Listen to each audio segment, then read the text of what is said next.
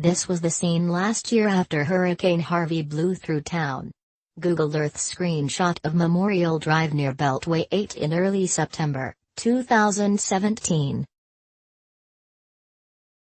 It's difficult not to be a little disturbed by the start of hurricane season in Houston, particularly after the year we had in 2017, and yet, every June 1st, we deal with it again.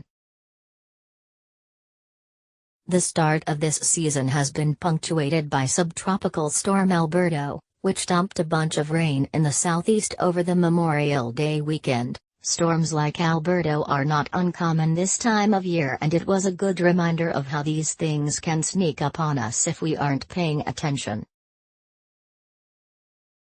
In 2018, there is no reason to believe it will be any quieter, or busier for that matter, in the Atlantic Basin between June 1st and November 30th, the full hurricane season. Predictions early in the season have a tendency to be questionable at best. And even if they got the numbers right, no one can pinpoint exactly where hurricanes will make landfall. As the saying goes, it only takes one. So, where does that leave Houston? Like every year, we need to be prepared whether we ultimately need it or not.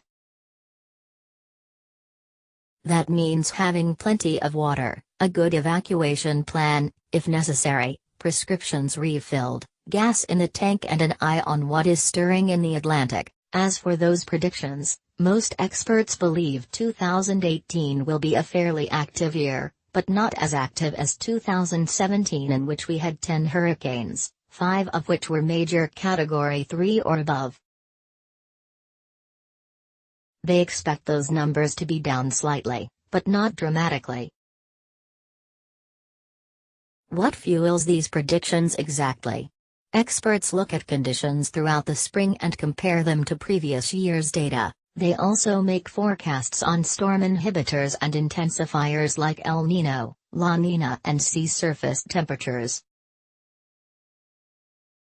There is a chance the Atlantic could see weak to moderate El Niño conditions later in the summer, which would help to dampen hurricane activity, but we are still too far off to make any concrete predictions, and the chances at this point are still rather low. In fact, there is a greater chance of those conditions after hurricane season than during.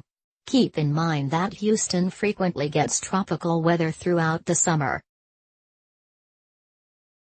It's just that most of it doesn't come with a name or designation. Even a depression can dump a lot of rain on us, and tropical waves are often good ways to stave off droughts in the hot Texas summer.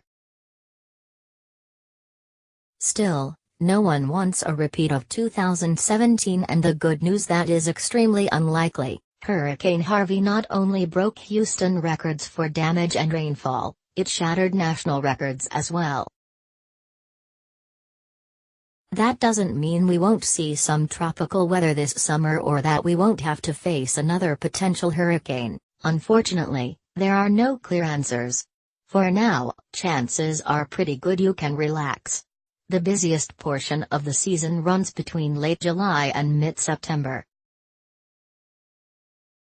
The Texas coast is typically in the clear by the third week of September, so we only have 3.5 months to go. And you'll probably be more annoyed by the stifling heat than hurricanes anyway.